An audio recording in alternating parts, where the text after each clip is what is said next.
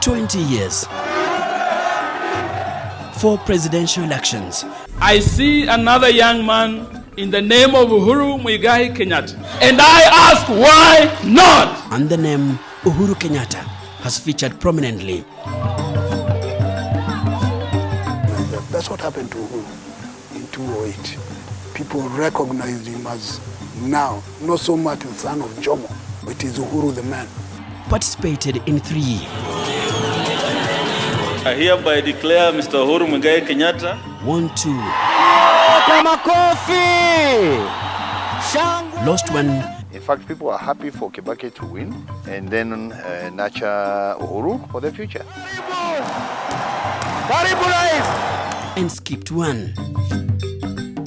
He made a very bold decision, and it was the right decision. Also shows you he has been very consistent in leading his people and also appreciating the interest of his people. Our nation has now successfully navigated the most complex general election in our history.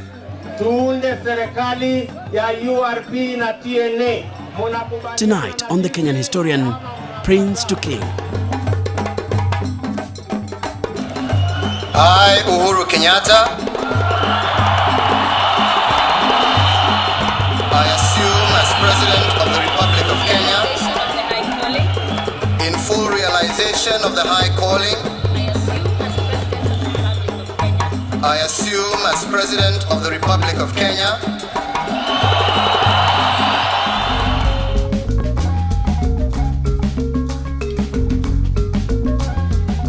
In 2016, while covering President Kenyatta's visit of the Kingdom of Belgium, journalists were asking about a variety of questions. But I was more interested in his past, especially his relationship with Kenya's second president, Daniel Arap Moi. President Moi is retiring. Yes. And then he says he's going for a young term. Yes. To lead the country. Yes. Did you have any imagination that you are the person the president was looking at? I'll tell that story once, but I won't tell it today. But I will tell that story at the appropriate time. And so 7 years after he promised to tell the story, I tracked down a man who knew him before his political stardom. Former Gatanga MP, David Murathe. We started in high school. He was in St. Mary's and I was in Nairobi School. And we would engage in terms of sports. We'd love to defeat them in rugby. It was always very vicious. And then we left school. I went to the University of Nairobi. He went to Amherst.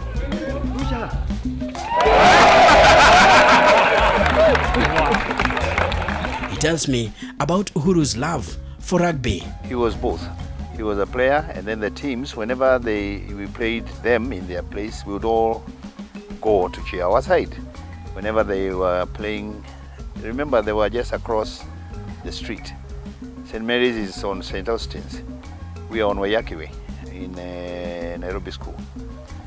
And in between, Loreto Convent, Musongari, the girls. And we were fighting over the girls. But Uhuru Kenyatta was no ordinary student or rugby player and supporter. He was the son of Kenya's first president.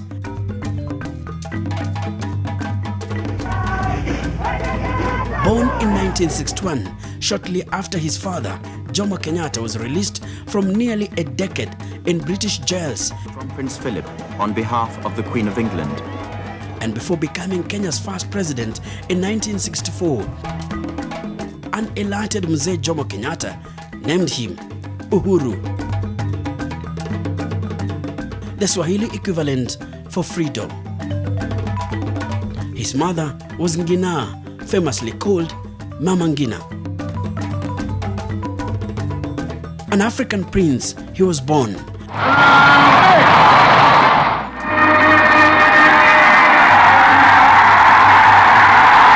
His father was, after all, the leader of African nationalism in Kenya. Some of them have misunderstood us. And the post-independence presidency was his to throw away. It is not my wish that I should be speaking to you in a foreign, and for that matter, in colonialistic language.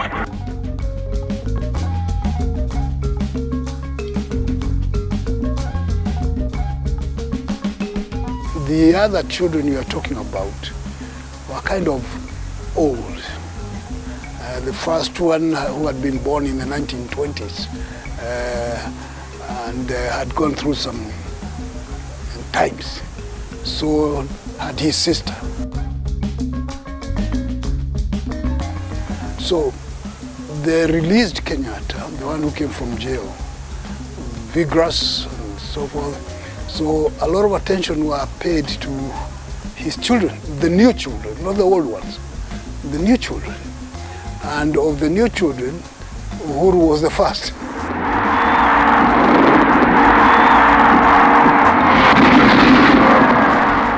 At this time, Kenya's independence was not a matter of if, but when.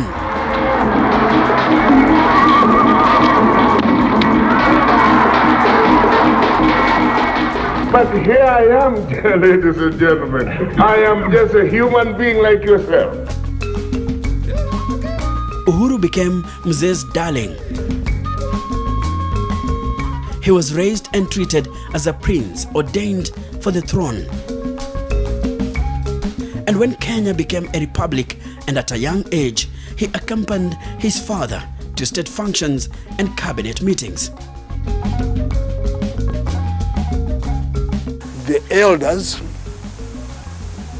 had extra respect, attention to him because of his father.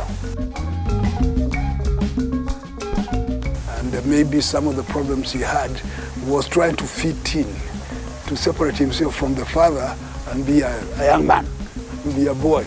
And then other people trying to figure out how to deal with him so as not to annoy the father. One thing that he always was a pillar of strength. He always felt that so long as he was there, nothing could ever go wrong, right? There was always somebody, or there was always a shoulder to lean on. It took time for us to actually realize that he wasn't there anymore. His parents ensured he mastered his native Kikuyu language. Na mimi nawaongelesha vijana kwa heshima. Kwa sababu mimi nawapenda. And the Swahili language that was spoken widely in Kenya. He was raised for operative purposes in Gatondo. And in Gatondo, what do you have there? The neighborhood. Who are these people? See, they speak Kikuyu. Nigetha mumenye nikigatumira kibakio githomo ni gia bure. Neguo. Gutiare na bata wa gutuika kwina githomo kia bure. Now, the area of privilege that one might think about is when he went to the schools. Because the schools he attended were not regular schools, we say that. They were the elite schools, for the elite children.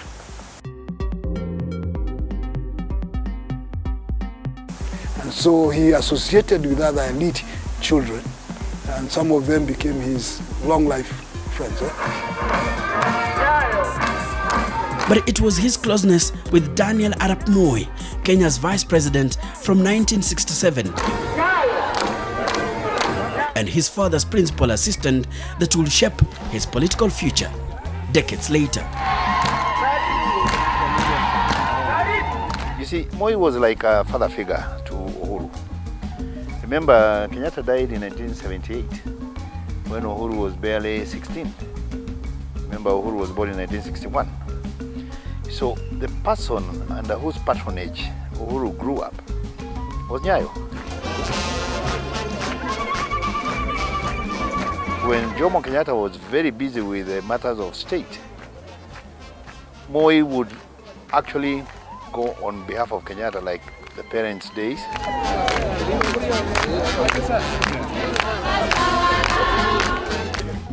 Or school prize giving days.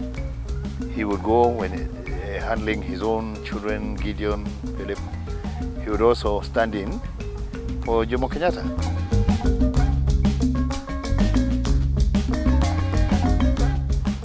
There's a story where when the real traditional power kitchen cabinet of Jomo were meeting, Nugeshoro, Bioko Inange, Joroge Mungai, that group.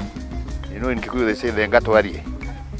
And Nyayo would be playing drafts with the little boys, Kina Uhuru, when those guys are doing their thing. So there was that connection between Uhuru and Nyayo. As the son of Kenya's founding father, Uhuru Kenyatta always had the name, the wealth, and the burden that comes with his heritage. Uhuru was your normal guy on the street. You'd go partying, you'd go to the nightclubs, you'd go, you know, on picnics, trips, nyama choma. He was not like the son of a president. He was your ordinary guy in the street, very, very down to earth. Nobody ever thought he had or he harbored any political ambition.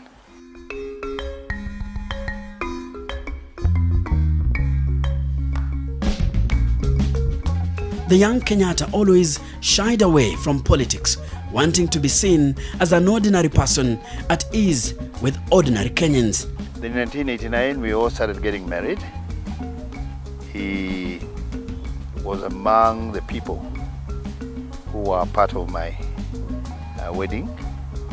In fact, his car is the one that went for my wife in their village to bring her to Safari Park for us to go to the church. And then in 1990, he also got married, and we also participated in his marriage.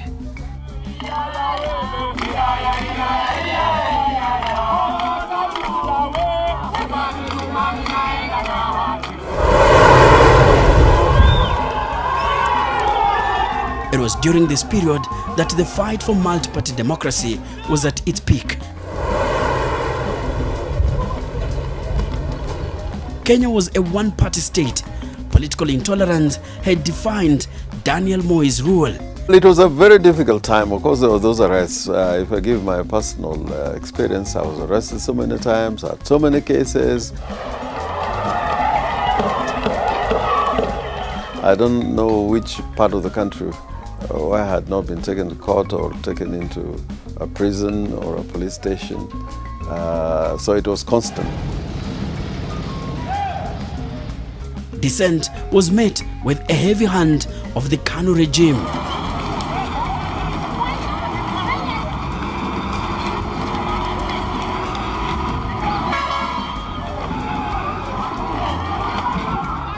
Detention without trial was business as usual.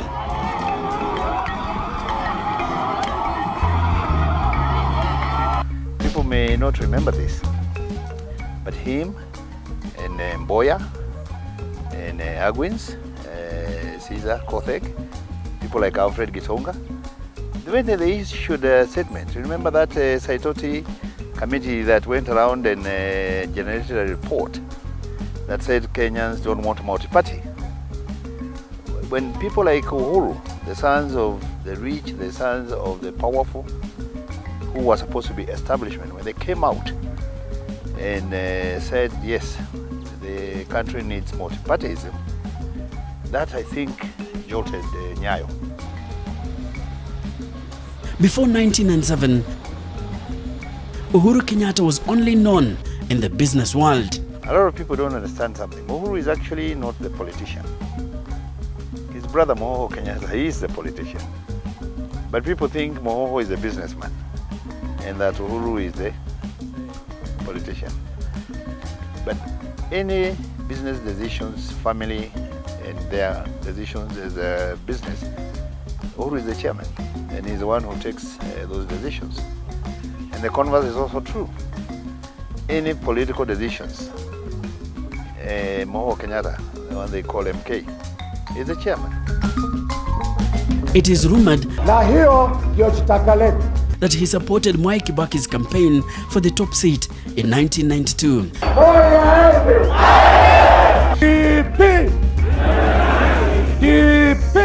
The former vice president had resigned from his position as Minister for Health after the reintroduction of the multi-party politics in Kenya, which he initially opposed. His entrance into opposition politics destabilized the Forum for Restoration of Democracy FORD, as Siaya Senator James Orengo states. Special branch was now well aware of the discussions and the divisions that were emerging from FORD. So quite a number of them traveled to the United Kingdom and told Matiba that, this is your chance. And secondly, they told him that, if he did not take his chance, then Mwai Kibaki was going to eclipse him. Matiba was taken in, but not absolutely, until the day when he came back and was received in a way that I don't think a leader has been received in Kenya until the time when Raila also was received. And then when he came, he had a very good reception at the airport, our president. Now, when he saw that reception, everybody said, by the way, is moved by the crowd. The one who came waving. And then they come waving. They were blackguards, waving him to be the president. The first thing he did when he now landed in FORD was a big quarrel with Jaramogi Odinga. And that trap caused a split in FORD. Daniel Arap Moi will win the race against a divided opposition.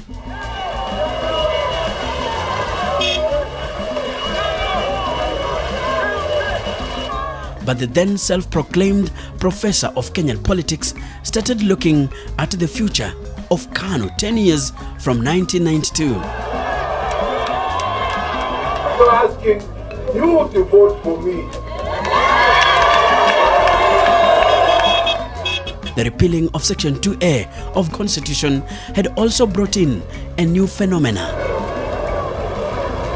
presidential term limit. So Moi was legally barred from contesting for the top seat in 2002. Angojee siku yake takapofika, lakini liloko kwangu ni kwamba twende mbele na msingi wetu ni Mwenyezi Mungu. And so he started scheming how the leadership of KANU and Kenya would be like without him at the helm. People overseas think that Moi would like to cling to power. Nataka kutangazia nyinyi kwamba wakati wa kustaafu kwangu umefika baada ya uchaguzi huu.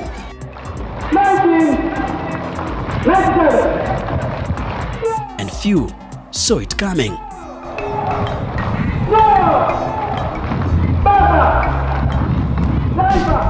The son of his predecessor, Uhuru Muigai Kenyatta, was at the center of his plans. Ahead of the 1997 general election through party elections, he made Uhuru the chairman of KANU Gatundu branch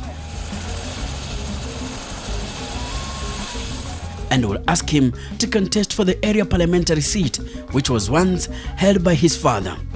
We knew he can't win on a KANU ticket. I remember we spent an evening in the Ishaweri home, me and a friend of ours called Peter Gomba, son of the former mayor of Nairobi.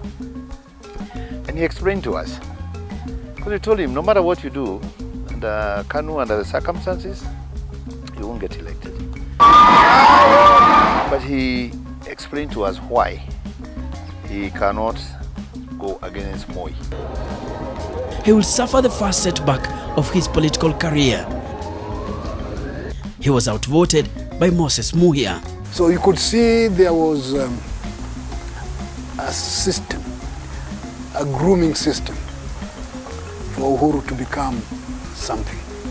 And among all the young men of his age, those they had grown together and all those things, I mean, he kind of stood out because, not only because of his father, but also because Moi wanted him.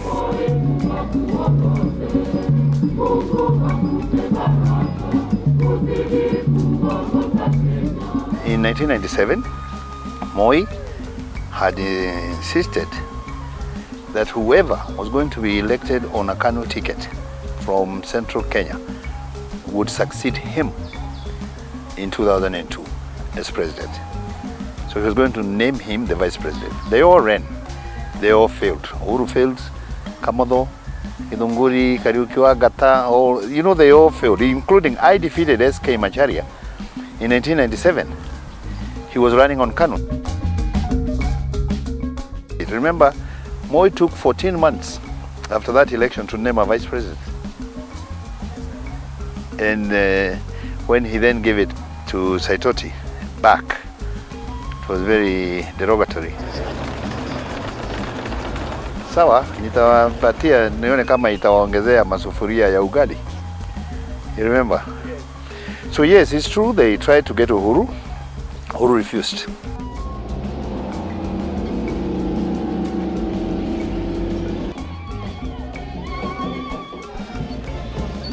Moi won the presidency, and it was his final term at State House. And so, he put in motion a crash succession program.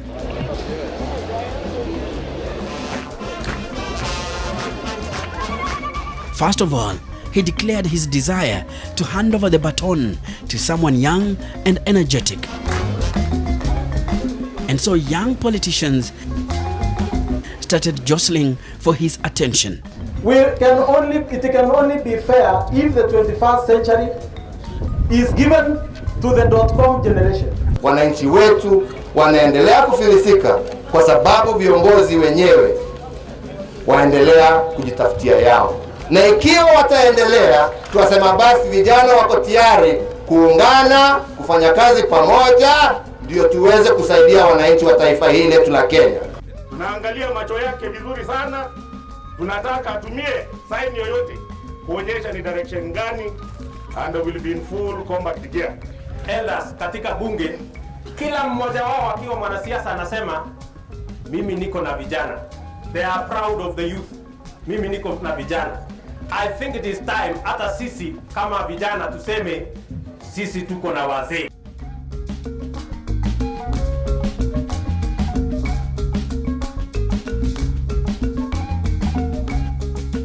Because Moi was saying he still wants Uhuru to play an active role in politics, and we were Uhuru. We insisted, yes, show us good faith. And that is when he made him the chair of an interministerial committee. It was a disaster. Then they made him chair of tourism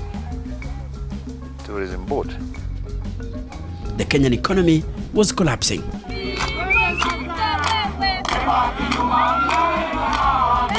Middle-class Kenyans were angry. PC is not elected by anybody. Whatever is here, It's appointed by one person. Whatever you see here is illegal. Yes. It has been declared by the Provincial Security Committee as illegal. And Moi knew his government and Kanu needed freshness. I would possibly agree that it is not my initiative, because I've been a team player and I have always been ready to work with anybody who has the interests both of our party and of the country at heart. And from that perspective, I think I was prepared to play, as I've said many times in the past, any role that I would be offered, either by my party or by Kenyan.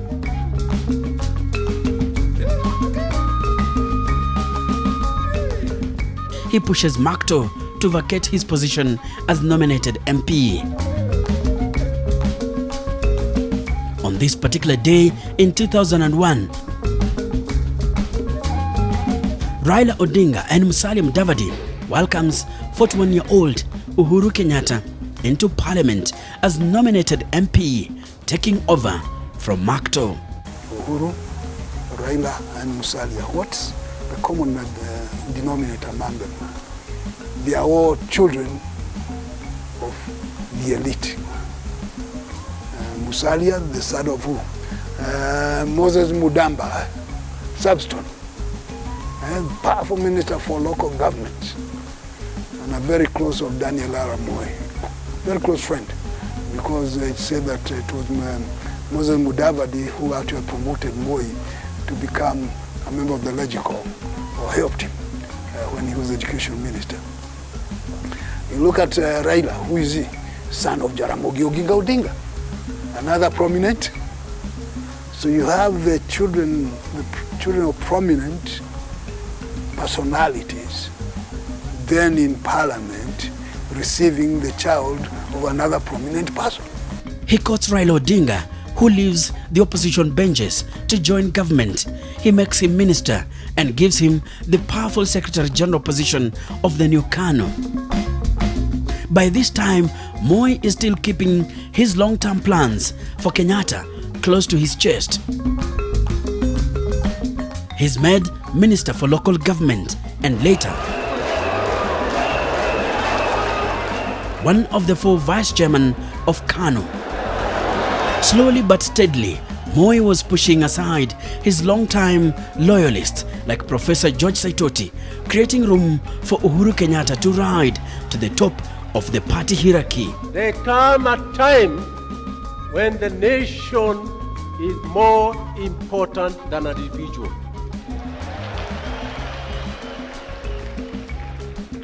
It is because of that consideration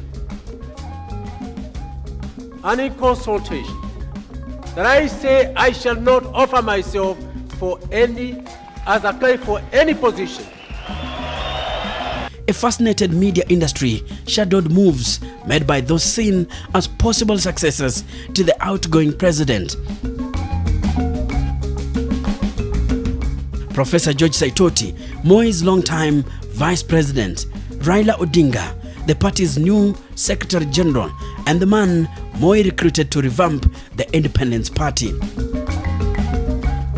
Musalia Mudavadi, Katana Ngala, and Kalonzo Musyoka.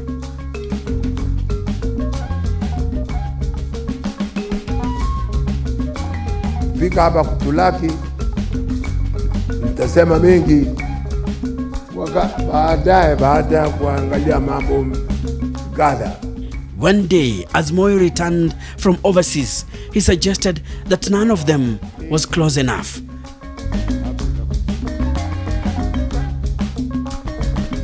Moja alafu watafanya na wengine.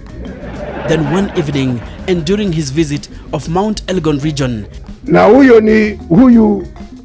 mzee Uhuru, he declared that Uhuru Kenyatta was indeed the chosen one. And was very unpopular at the time. By August of 2002, it was clear to many people that the NAK, the alliance between Kibaki, Wamalwa and Ngilu, was winning. Clearly they are winning. And the question is, the other side, the KANU side, was losing. Well, initially I thought that it is possible for Moi to sell a project. I was quite naive as well. And I thought that if Moi says it will happen. That's what I thought. I must tell you frankly. And you know, it was a difficult decision for me. You know, I come from Nyeri. And his opponent was Mwai Kibaki from my home county. My own brother, the late Derito Gachagua, the first governor of Nyeri and an MP of Madeira, was a candidate under Mwai Kibaki. And we had sort of a family conflict because we are opposing, we were having different sides. But I was so convinced that whatever Moi wanted will happen.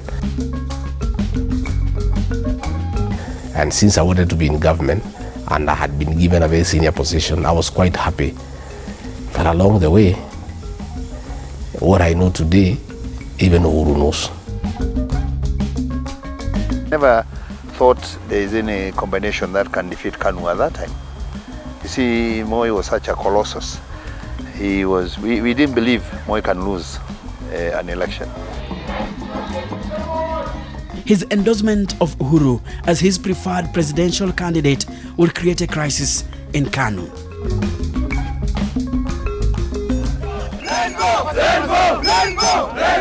Itakuwa ni kitendo cha usalata mkubwa kwetu kama viongozi kwenda Kasarani kule tukiwa kama tunajua matokeo ya Kasarani tayari yanajulikana. Disagreements.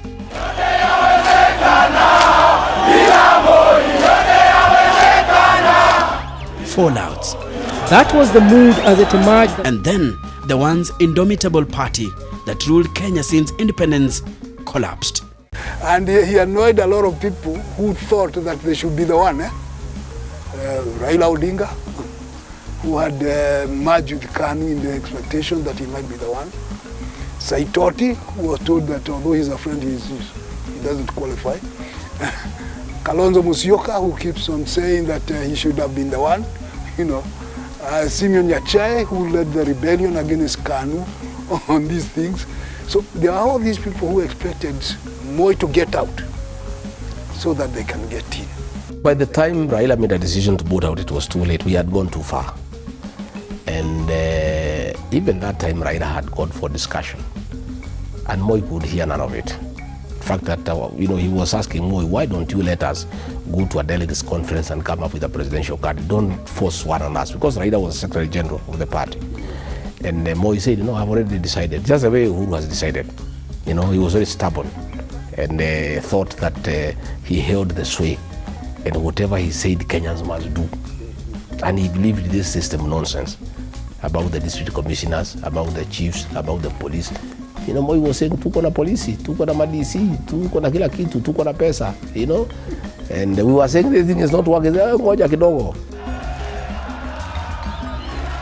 Time had come for Kanu to relinquish power. Uhuru is fresh. He has a global perspective, which is today's way of doing things. And in fact, we were doing very well until Raila came and said, Kibaki tosha. And then we knew our goose was cooked. But up to that build-up, Uhuru was doing very, very well as a Kanu candidate for 2002. So, it is something that was thrust upon him by circumstances, but he was up to it. He was up to the task, and he was willing to do it. Continuing with the son of Jomo Kenyatta was literally seen as sustaining the Kanu Mafia state, where Moi will still dictate the running of things in the house on the hill. The splinter group led by Raila Odinga, Professor George Saitoti and Kalonzo Musyoka walked straight into the waiting arms of opposition leaders Charity Ngilu, Wamalwa Kijana and Mwai Kibaki. When I've looked around and talked to people with whom we have finally agreed on how to proceed, and with whom we have begun putting together the manifesto we shall present to Kenyans, I am convinced that we have a team which is going to be very, very strong.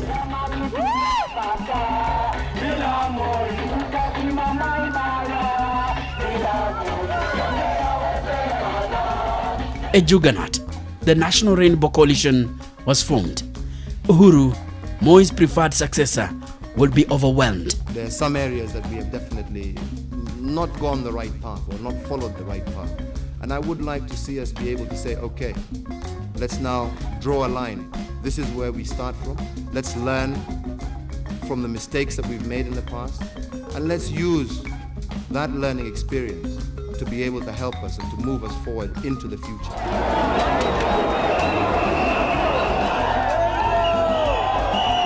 How would he have countered an infectious narc wave that was sweeping the country? And we believed in Kibaki. We believed in the team. We believed in Kijana Wamalwa. And we saw hope. So, and that's how we came in. For Uhuru at that time, and Ruto, and Musalia, see, we looked at them very differently. We looked at them as, these are the young Turks of Moi, all the challenges we are facing, they are part of that problem. They are young, they are supposed to be advising Moi, but they've taken advantage of Moi, and all they want is to see their things move. You know, in fact, let me tell you, people thought Moi had a plan B. You know, we were in the State House when the results were coming through, and some people were asking, is Moi aware of these results? What is he saying? When is he activating plan B? There was no plan B. It's not possible.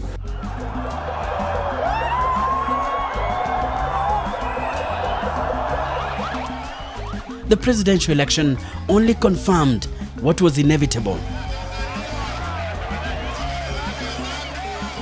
A resounding win for Mwai Kibaki and the NARC coalition.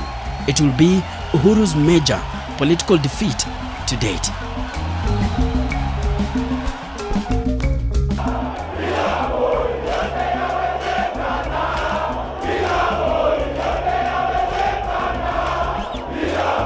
Mimi Mwai Kibaki naapa kwamba nitatenda kazi zangu za urais wa Jamhuri ya Kenya kwa uaminifu.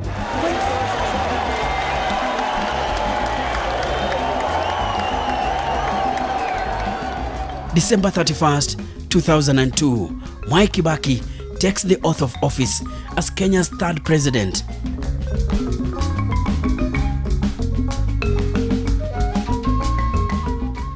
I felt disappointed, as of course anybody would feel, that I had lost. But I also felt it was my responsibility to accept that I had lost, and I did. I think one of the things he built for himself was a value of respect, a value of appreciating I can win, but also it's a competition, I can lose.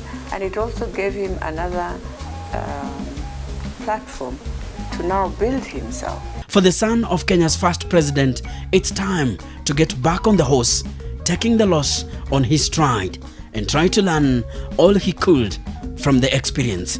That is what he told me during our interview in 2016. He was ready for the next step.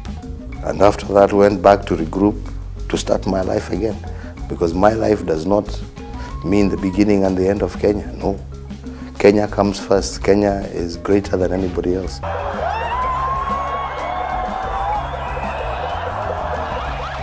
I felt disappointed, as of course anybody would feel, that I had lost.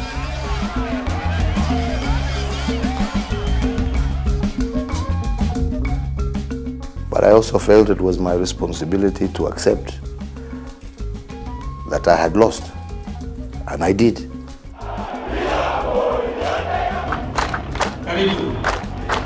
Thank you. Mimi Mwai Kibaki naapa kwamba nitatenda kazi zangu za urais wa Jamhuri ya Kenya kwa uaminifu. When he's leaving, you have some moments of anxiety, you know, personal anxiety. What will it be? What kind of regime is coming in? Is this going to be a situation where there's victimization? Or is this going to be a situation where the rule of law will be followed, that a new government is going to come in? He, exhibited strong leadership and put the country first by conceding defeat. So whichever way it went, everybody was happy. In fact, people were happy for Kibaki to win and then nurture Uhuru and groom him for the future. I accept the choice of the people, and in particular, now concede that Mr. Mwai Kibaki will be the the third president of the Republic of Kenya. It was some kind of an insurance that even after Kibaki, we would still have a formidable figure who can step into Kibaki's shoes. Coming second in the presidential race and having won the Gatundu parliamentary seat, he became the official leader of the opposition in parliament. Uhuru is the kind of person who will fall, wake up, dust himself, and move on. Remember the first time he ran in 97, he lost. He got up, dusted himself, and moved on. In 2002, he challenged Mwai Kibaki and lost. Got up, dusted himself, and moved on. Cracks in the Mwai Kibaki NARC government would, however, hand him an easy job. It was infighting within government. The opposition of KANU was not felt because there was opposition within. Now, the mistake we did as politicians and leaders for this country is the politics of deceit. We cheat each other. Backstabbing. These are the things that is haunting the country. And that's why after Kibaki was sworn in, the gates were closed. And the gates were closed by one person called Matere Kereri, the controller of State House. These are the new operators. This will be, yes, it will be like this. Yes, this will be enough. Then came the push for a new constitution that left the NARC government disjointed. 2005, Kenyans are headed for a referendum vote. Mwai Kibaki, with the helping hand of Attorney General Amos Wako, has just altered the Bomas draft of the constitution.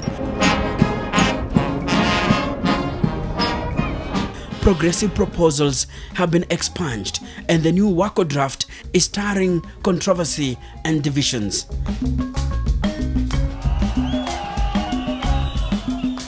A disgruntled group of the NARC government has opposed the Wako draft of the constitution, joining KANU and Uhuru Kenyatta to oppose it.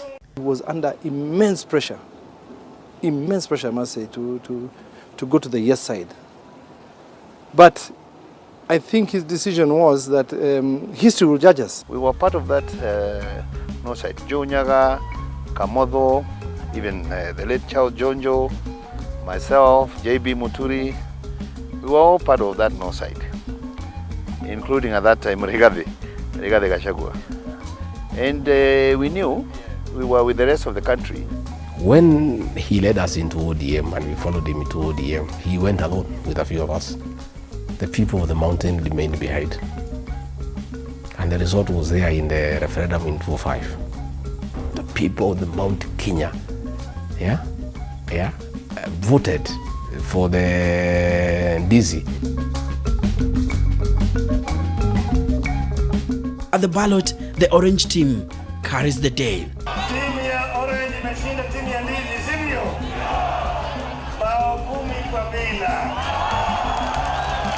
So the image that comes out is that the banana side was really not serious. And because there were maybe some things in that draft constitution that they themselves did not want. And notice that Kibaki was very quick to concede, say, the motion, the draft is lost. People have rejected it.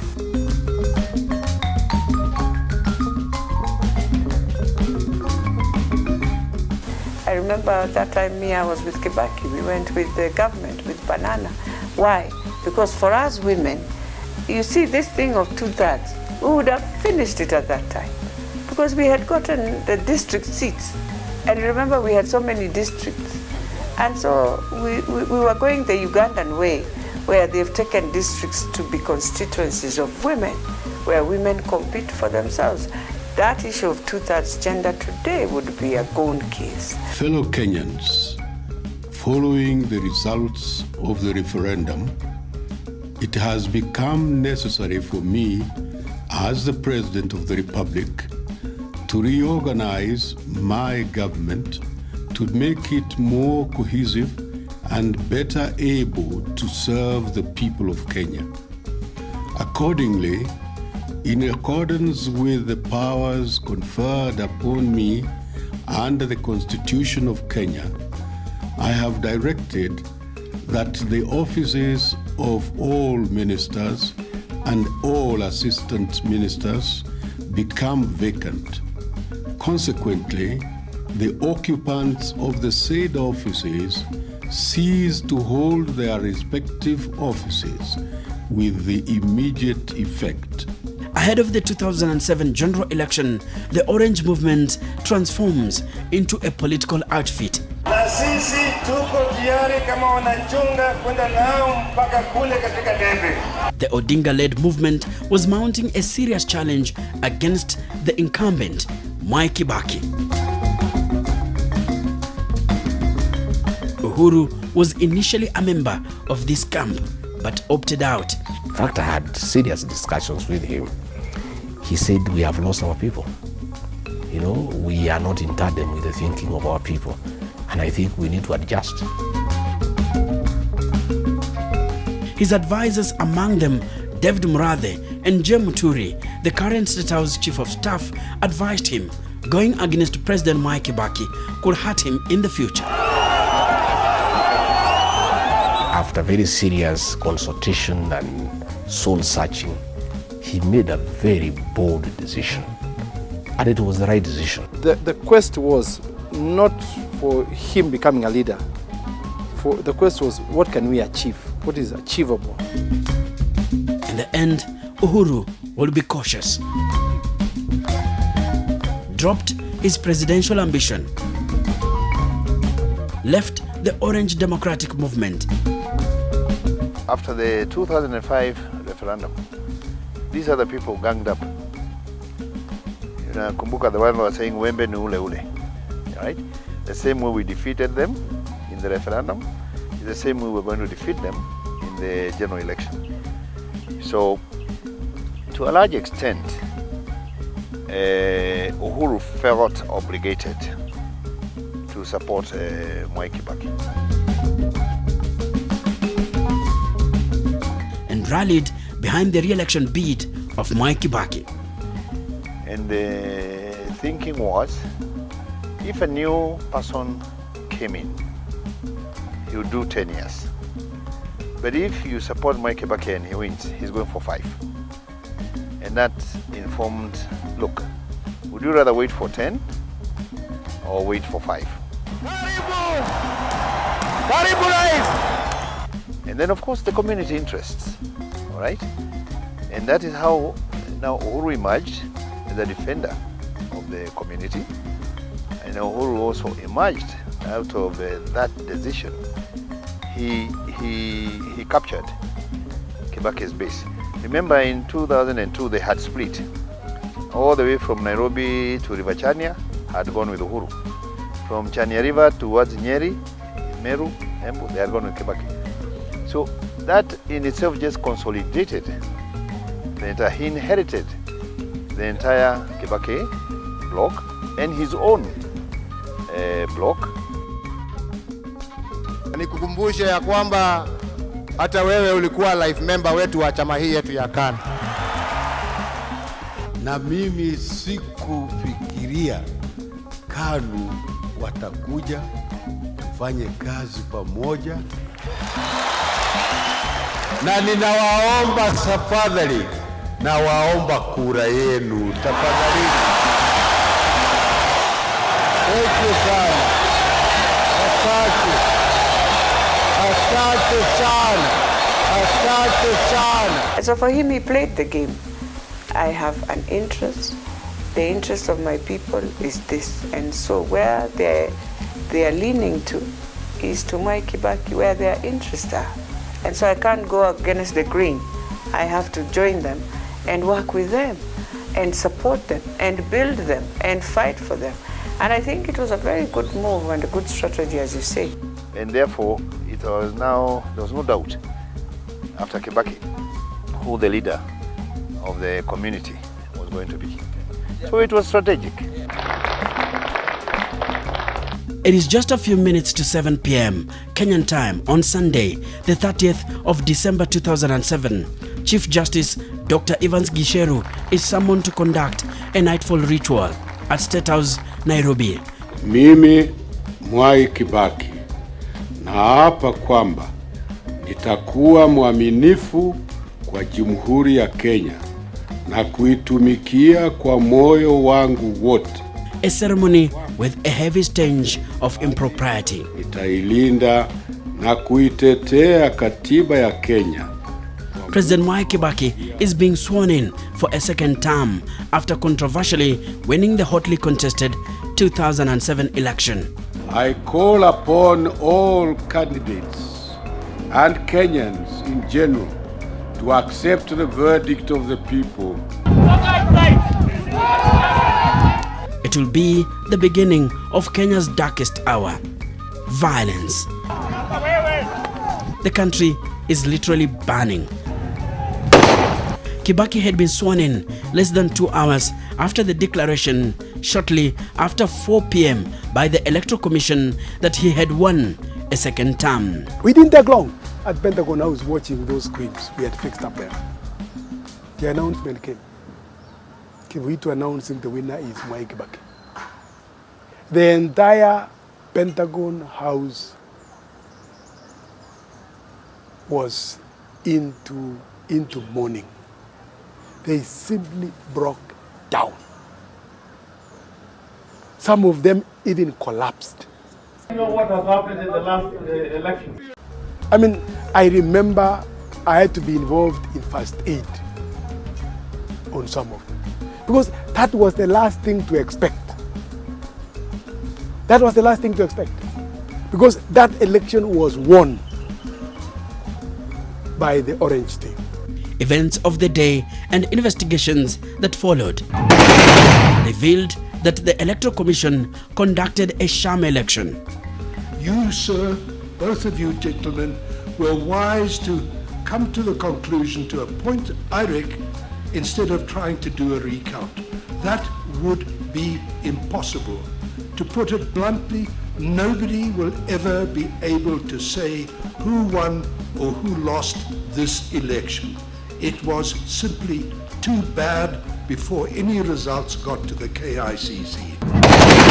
Over 1,000 people are killed and over 600,000 others displaced. To prevent the situation falling into a further crisis, and after lengthy mediation talks led by former UN boss Kofi Annan, truce is reached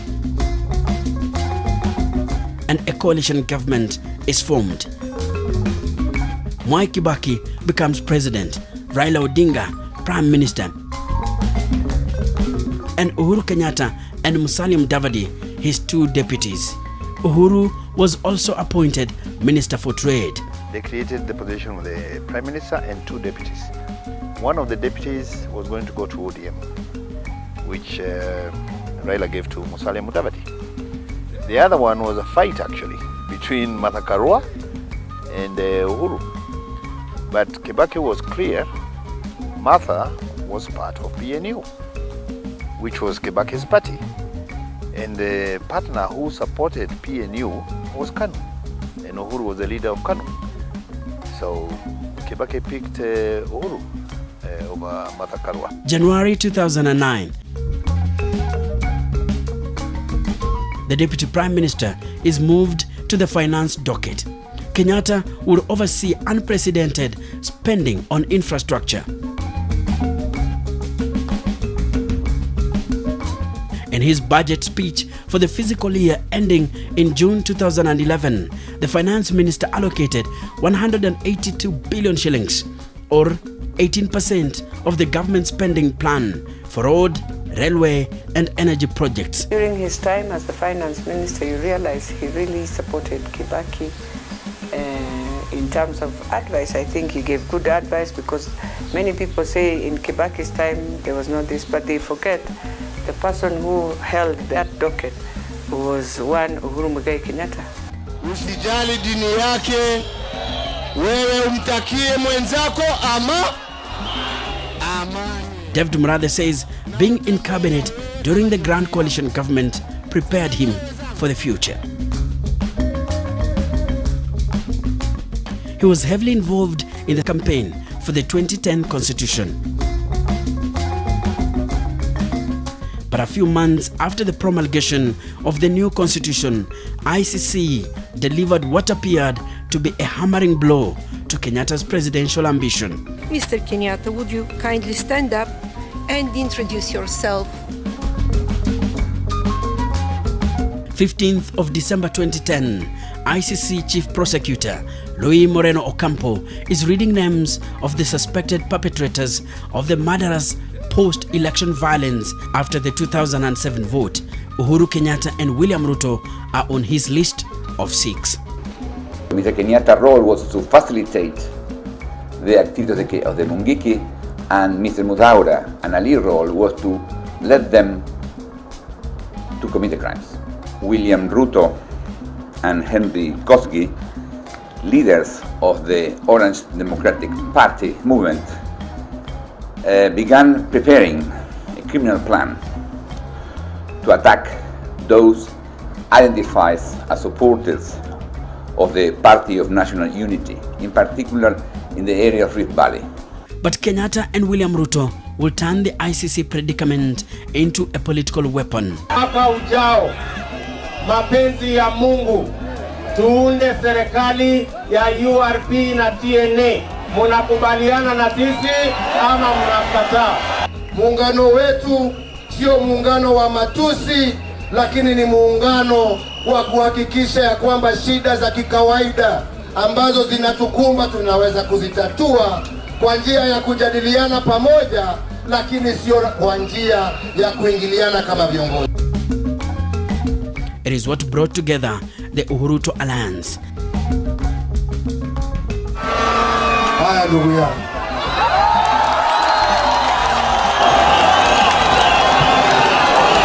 Now the fact that both of them appeared to be victims of international machinations had the effect of pulling them together. They are both victims of imperialistic undertakings. And so they have something in common, they have a common enemy.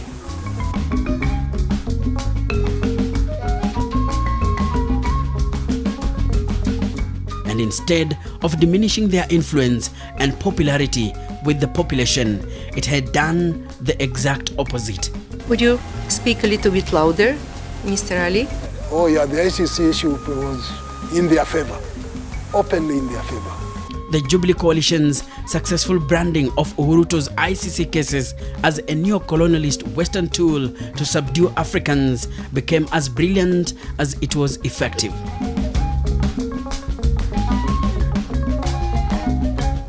Uhuru and Ruto used the same misfortune as their claim to credibility, playing the victim card all the way to State House.